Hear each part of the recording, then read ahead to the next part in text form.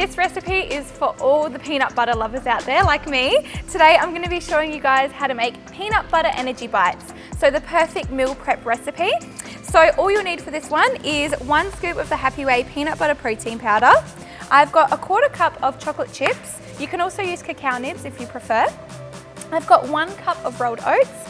I've got 2/3 a cup of crunchy peanut butter. You can also use smooth depending on what you like. And I've got about a 1/4 cup of flax seeds here and 1 tablespoon of maple syrup. So to make this recipe, chuck everything in your bowl and use your hands to combine it, mix it all together, and then roll approximately a tablespoon amount of mixture into balls, pop it in the fridge to set, and that'll keep in the fridge for about 1 week.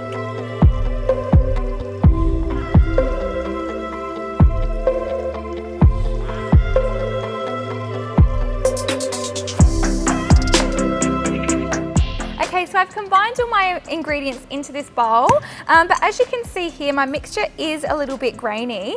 That's just because the peanut butter that I used wasn't very oily.